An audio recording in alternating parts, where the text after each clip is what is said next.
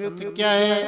प्राणियों के लिए तीन लोक व तीन काल में सम्यक के सम्मान कल्याणकारी व मिथ्यात्व के सम्मान अकल्याणकारी कोई वस्तु नहीं है।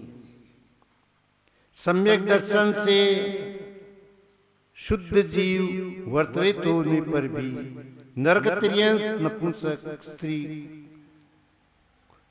को तथा नीच कुल विकलांग की अवस्था अल्पायु दरिद्रता को प्राप्त नहीं होता। अब प्रश्न है कि सम्यक दर्शन कैसे प्राप्त किया जाए? सम्यक दर्शन चारों गति में प्राप्त किया जा सकता है। नरक गति में, त्रियंश गति में, मनुष्य गति में, देव गति। प्राप्त करने के लिए मुख्य साधन 6 बताए गए। उसके अंदर पहले जाति संबंध, जाति संबंध तीनों गतियों के, चारों गतियों के अंदर जाति संबंध से सम्यक दर्शन हो सकता है। दूसरा होता है उपदेश, सत उपदेश। उपदेश भी अपन को तीन चारों गति में अपन को मिल जाता है। फिर उसके बाद आता है कि देव दर्शन। देव दर्शन से भी सम्यक हो जाता है। अपन भगवान के दर्शन करते हैं, इसलिए आचार्य ने कहा है कि आप जितने भी मंदिर में प्रतिमाएं विराजमान है उनका विनय पूर्वक दर्शन करें। क्या पता कौन सी प्रतिमा कब आपको सम्यक दर्शन करा दे। आचार्य महावीर जी महाराज एक एक प्रतिमा के जहां दर्शन करते, एक एक में नमोस्तु करते थे। 3 बार त्रिकाल खड़े होकर नमोस्तु करते। हमारे गुरु आचार्य पद्मनाभ जी महाराज क्या जिस सौरी में जाते हैं 3 बार खड़े होके और बैठ के वापस नमस्कार करते हैं। एक एक चौनी के, चाहे 100 चौनियां होगी तो क्या करता? भगवान की वंदना। ये जिन दर्शन अपन को कभी भी सम्यक दिला सकता है। फिर होता है कि देव रिद्धि। ये देव रिद्धि क्या देवों में होती है? क्या होता है कि एक देव जो देव होते हैं वो दूसरे देव छोटे देव होते हैं, उनको छोटे देव बड़े देवों को देख के और रिद्धि प्राप्त कर लेती। ओ मैंने ऐसा खोटा काम किया कि आज मैं ऐसे छोटा देव बनाऊं, आज मुझे इनका गुलाम बनना पड़ता है। ये कैसे मुझे क्या करना है? हाथी बनना, घोड़ा बनना पड़ता है। जो देव कहते हैं यदि मैं भी यदि मान ले ऐसा पुण्य कार्य करता तो मैं ऐसा बड़ा देव बनता। इससे भी उसको क्या होता है कि सम्यक दर्शन हो जाता है। फिर होता है महिमा, रिद्धि महिमा, जो कैसे पंच कल्याण वगैरह होते हैं उसके अंदर जाने से भी क्या दर्शन करने से भी सम्यक हो जाता है। फिर होता है वेदना सम्यक। वेदना से भी सम्यक दर्शन हो जाता है। वह वेदना अपनी यहाँ की नहीं है, नरकों की वेदना इतनी भयंकर होती है। उस वेदना को सहते हुए नारकी क्या सोचता है कि मैंने ऐसे खोटे कर्म किए, आज मुझे इसे दुख भोगना पड़ रहा है। तो उस वेदना की वजह से उनको सम्यक दर्शन होता है। इस प्रकार सम्यक दर्शन प्राप्त किया जा सकता है। सम्यक दर्शन के भी इन्होंने क्या बताया है कि अलग अलग परिभाषाएं दी है। आचार्यों ने अलग अलग पत्वानुयोग, कर्णानुयोग, संज्ञानुयोग की द्रव्यानुयोग की से अलग अलग पत्वानुयोग के अनुसार सम्यक दर्शन क्या कहा है? देव शास्त्र गुरु को श्रद्धा करना सम्यक दर्शन है। कर्णानुयोग से बताया है कि 4 मिथ्यात्व। क्या? अनंतानुबंधी मिथ्या, अनंतानुबंधी कसाय एवं मिथ्यात्व सम्यक्त्वापत्ति मिसार के सम्य, उपसम्य या संयोग सम से सम्यक दर्शन होता है। फिर कहा है कि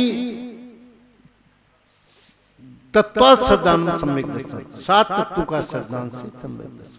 फिर कहा संवेग, प्रसम, अनुकंपना और आस्तिक्य। इस प्रकार से ये इन्होंने द्रव्यानुयोग से इसको सम्यक। तो अब सम्यक दर्शन प्राप्त करने के साधन बताए, सम्यक दर्शन के प्राप्त के अपन बताए। अब अपन उसका उदाहरण देते हैं कि मर्यादा पुरुषोत्तम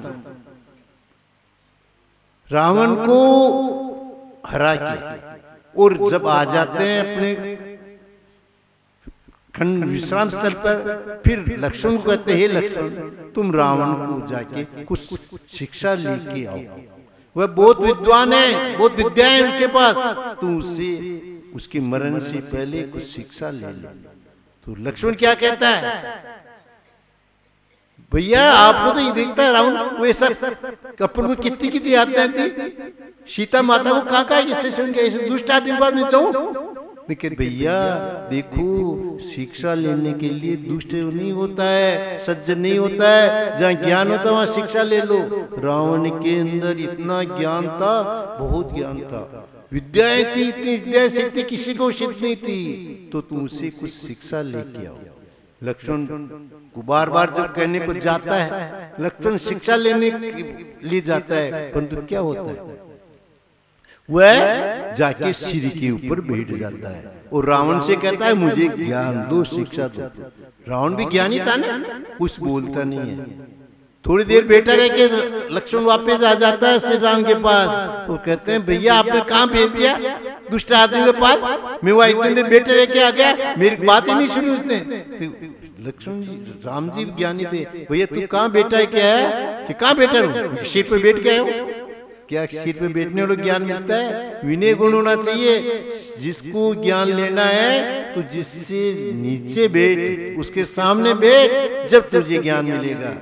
तो फिर कहता है जाओ वापिस, तो लक्ष्मण का क्या मैं जाऊं, इसके पास नहीं जाता। फिर उस राम जी की, श्री राम के कहने से वापिस जाता है, पैरों में जब बैठता है उसको शिक्षा दी जाती, विद्याएं ज्ञान दी जाती। बंधु, यह सम्यक दर्शन, उसने राम को हरा दिया, मारने की स्थिति में आ गए, सब हो गया, फिर भी श्री राम का सम्यक नहीं गया। भाई उसमें ज्ञान है, उसको ज्ञान को ग्रहण करना चाहिए। इसलिए सम्यक की ये महिमा है कि अपन जो है वह सम्यक क्या होता है, श्रद्धान। जिस चीज के लिए जानना है उसमें श्रद्धान कर लेना, ये सत्य है वो सत्य है, और असत्य को असत्य समझ लेना, यही श्रद्धान। दूसरा उदाहरण देखते हैं, इधर रावण को हरा के अयोध्या में आ जाते हैं श्री राम, और क्या करते हैं, राजगाज आराम से ठाठ से करते हैं। एक दिन क्या कुछ प्रजागण आते हैं, वो श्री राम को कहते हैं कि राम की हमारे यहाँ ऐसी चर्चा चल रही है कि सीता रावण के यहाँ रह के आई है, उसको आपने कैसे स्वीकार कर लिया। श्री राम पुरुषोत्तम थे, न्याय थे, उन्होंने क्या, एक दिन हुआ था जो सीता की जब रावण हरण के ले गया तो पत्थर पत्थर से, एक एक कण कण से, पौधा से, एक एक वृक्ष से पूछता था मैं सीता देखी, इतना उस सीता के प्रति राग था।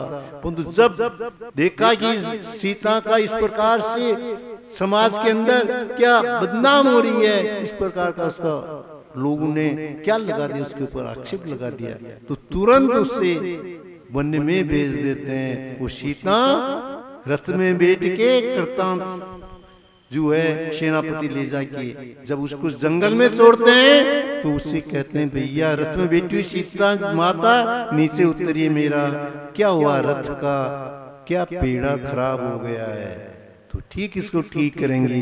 जब सीता एक शिला पर बैठ जाती है, जब सेनापति उसको रथ के पहिए को ठीक नहीं करते, सीता कहती भैया पहिए को ठीक करो, कि माता श्री सीता की मेरा रथ का पहिया करने या आपकी कर्म का चक्र का पहिया खराब हो गया है। आपने श्री राम ने आपको क्या गर्भवती सीता को जंगल में छोड़ने का आदेश दिया है।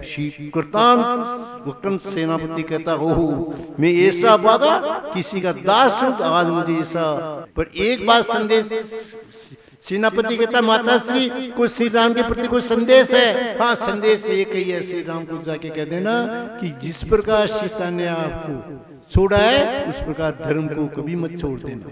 धर्म पे को ऊपर का आक्षेप आ जाए तो उसको नहीं छोड़ना, धर्म में सदा अटल रहना।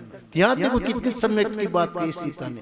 तो एक एक बात को समझो कि अपन जिस सम्यक को है, जिस चीज को जानना है उसको अपन डट रहना चाहिए। अपन को नहीं कि कोई कह दे घर में कोई बेटा बेटी बीमार हो जावे ना, तो फिर क्या कहते हैं भाई चल चल, कोई कहते हैं यार देख वहां डोग लगाया मेरा तेरा ठीक हो जाए है। हमारा ताज जी जैसे कि वो है ना, घर वाली कहती है देखो हमारा पोता बीमार हो गया, इसके तू ऐसा करो बाबा के जाके चबूतरे पे जाके डोग लगाओ कि तैयार हो जाएगा। तो तारा जी डरते हैं कि मैं कैसे जाऊंगा कहने, परंतु जब क्या होता है स्त्रियों के पास एक शस्त्र होता है, वो क्या होता है रोना। एक ऐसा शस्त्र है कि आदमी को पिघला देता है। जब पत्नी रोने लग जाती है ना तो पति का मन पिघल जाता है। जाते हैं बाबा के पास, जाते हैं, लो बाबा, तो बाबा भी जानता था आज ताराचंद जी कैसे चक्कर से बड़े क्लब लगा के अच्छे कपड़े पहन के पोते को साथ लेके आए, आज कोई चक्कर जरूर है। तो वो कहते हैं बाबा इसके जड़, अरे भैया क्या कहता है बाबा, मुझे हंसी आ रही है। बाबा बाबा हंसी आ रही है, क्यों हंसी आ रही है? ताराचंद जी कहते हैं हंसी इसलिए आ रही है कि तुम्हारा मंत्र है ये नौकार मंत्र, इससे मैं तुम्हें ठीक करता हूँ और तुम्हें उसके श्रद्धा नहीं, आप मेरे पास आ रहे हो। बंधु, नमोकार मंत्र ऐसा मंत्र है 84 लाख मंत्रों में राजा है। उससे राम जन्मभूमि का जब शिलान्यास होने लगा, मंत्रों का चयन करने लगा कि कौन सा मंत्र राम जन्मभूमि में रखा जाए, तो सब संप्रदाय के संतों ने नमोकार मंत्र को चुना और नमोकार मंत्र ही क्या शिलान्यास में रखा गया है। बंधु, इससे अपने मंत्र को, नमोकार मंत्र को अपन यदि दृढ़ता से श्रद्धा करेंगे तो आपके कोई ऐसी बीमारी नहीं है, कोई ऐसी तकलीफ नहीं है जो आपकी दूर नहीं होंगी। हम आपको बताते हैं कि यदि आपके किसी का पेट दुखने लग जाए, गहरा सिर घर इतना गंभीर होने लग जाए, आप एक कटोरा पानी का मंगाओ, शुद्ध पानी का, उसमें नमोकार मंत्र 108 बार नमोकार मंत्र का जाप करके और आप यदि उसको पिला दोगे, आपके निश्चित उसकी सारी सिर दर्द जितनी बीमारी सब ठीक हो जाती है। परंतु होना श्रद्धान चाहिए, बिना श्रद्धान के नहीं होता है। इसलिए अपन का सम्यक दर्शन श्रद्धान होगा तो अपना काम हो जाए, बिना सम्यक दर्शन। क्योंकि पानी में क्या होता है कि जो बीजाक्षर है उसको आकर्षित करने की विशेषता है। कोई आप दूध से यदि करो, दूध में नहीं आएगा इतना आकर्षण जितना पानी में। तो पानी क्या करते हैं, बीजाक्षर को आकर्षण करती है। बीजाक्षर के प्रभाव से क्या होता है कि कोई सा भी रोग हो, कोई भी मनोकांक्षा हो, सब पूरी होती है। परंतु उसके लिए कंडीशन दी है आचार्यों ने कि श्रद्धान पूर्वक काम करोगे तो होगा। आज जो भी विदेशों में बहुत से ऐसे जगह मिलती है कि क्या होते हुए नमोकार में इतना श्रद्धान करते हैं, इतनी तन्मय से बोलते हैं कि उनका कार्य अपने आप सिद्ध हो जाता है। इसलिए श्रद्धा का होना बहुत आवश्यक। बिना श्रद्धा के कोई कार्य करते हैं उसके लिए अपन चाहे कि अपना कार्य सिद्ध हो जाए, वह नहीं होता है। अपन बहुत सी जगह उल्लेख मिलता है कि जैसे पद्म पुराण के अंदर आता है, क्या होता है कि कोई स्वप्न आता है या कुछ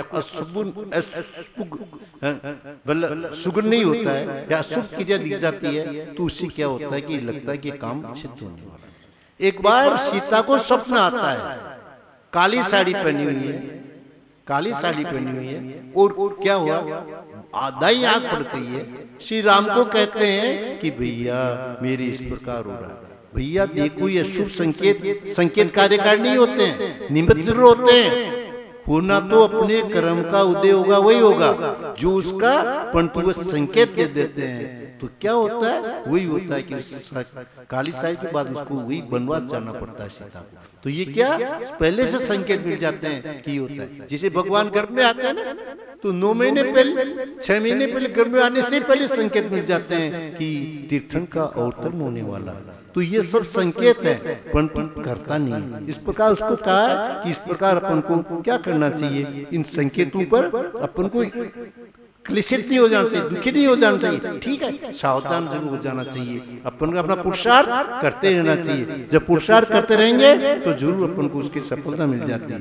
परंतु अपन क्या करते हैं, उसमें घबरा जाते हैं और क्या करने लग जाते हैं, क्रम संक्लेश परिणाम कर लेते हैं। उससे अपन को अब अपन देते हैं कि सम्यक जिसके होगा, जिसके उसको आदमी कभी घबराएगा नहीं, कभी भयभीत होगा नहीं, कभी किसी प्रकार के दुख नहीं। जैसे आपको पहले अपन ने श्लोक में पढ़ा था, बताया था आपको क्या होता है सम्यक नहीं होता है। वो क्या होता है, कभी नरक में नहीं जाता है। आप एक महाराज नरक में चाहते हैं, हाँ नरक में जब जा सकता है यदि उसने सम्यक दर्शन से पूर्व यदि कोई उसने पहले गति का बंद कर लिया है तो वो नरक से आ जाता है। जिससे अपन देखते हैं कि राजा सैनिक ठीक है, तो उसने क्या पहले गति का बंद कर लिया, तो साइक समित होते हुए उसको नरक में, परंतु साइक समित तो क्या होगा, पहले नरक में ही जाएगा, जिसके नीचे नहीं जाएगा। उपशम होगा तो 30 सम्यक दृष्टि होगा, वही उपशम है तो 30 नरक तक जाएगा, उसके नीचे नहीं जाएगा। तो ये सम्यक्त का महत्व है। सम्यक्त क्या नहीं होता है कि नपुंसक नहीं बनता है। त्रिंश भी यदि उससे पहले गतिका बननी तो त्रिंश भी नहीं होता है, स्त्री भी नहीं बनती है। क्या होता है, वो नीच गति में भी नहीं, नीच कुल में भी नहीं जाता है। वो क्या है, विकलांग नहीं होता है। ये आज से सब होते हैं ना, विकलांग नहीं होगा यदि समय दृष्टि है तो वो। और क्या, अल्प आयु नहीं होती, उसकी आयु ने थोड़ी नहीं होती, आते मर जावे। समय दृष्टि जी वैसे नहीं मरता, उसकी अच्छी आयु होती है। तो ये सब किसके अंदर होती है, दरिद्रता नहीं होती है, गरीबी नहीं आती है। समय दृष्टि कभी भिखारी नहीं होता है, कभी मांगता नहीं है। देखा कि जैनी को कभी मांगते हुए, कभी जैनी भिखारी नहीं होता। क्यों नहीं होता है, कि उसको इतना विवेक होता है कि वह अपने धर्म से, अपने पद से, अपने कर्तव्य को नहीं भूलता है। कहते कहो तो ना, काने से काना नहीं कहियो, कहिए काना से काना नहीं कहियो, वो जाएगा रूट, धीरे धीरे से पूछ लो कैसे गई फूट। यदि मान लिया कोई काना है तो कोई डायरेक्ट अपन को किसी के तू काना है ना, तो क्या अपने नाराज हो जाएगा। परंतु यदि अपन को क्या हुआ, विवेक से उसे धीरे धीरे बात करके पूछ लें, भाई तेरे कैसी आंख में ये ज्योति से कम हो गई, चली गई, तो वह अपन को समझा देगा। परंतु यदि अपन डायरेक्ट बात करेंगे तो अपने लड़ेंगे। इसलिए अपन को कोई भी कार्य करें तो बड़ी विवेक से करें, जिससे कि अपन को किसी प्रकार का दूसरे के ऊपर आपत्ति नहीं आए, दूसरे को बुरा नहीं लगे, अपन को प्रिय लगे, अपना काम भी हो जाए, उसको किसी प्रकार का। तो अपन को ये करना है, अंत में ये कहना पड़ेगा कि सम्यक दर्शन प्राप्त करके अपन को चारों गति में समय दर्शन मिल जाता है। परंतु एक ही बात आपको विशेष ध्यान रखना है, संयम चारों गति में नहीं होता है। संयम तो मनुष्य गति में ही होता है, पूर्ण संयम। हाँ, एक देश संयम तेज गति में हो जाएगा, पर पूर्ण देश संयम अपन को मनुष्य गति में होएगा। तो आप सम्यक दर्शन प्राप्त करके संयम धारण कर लो।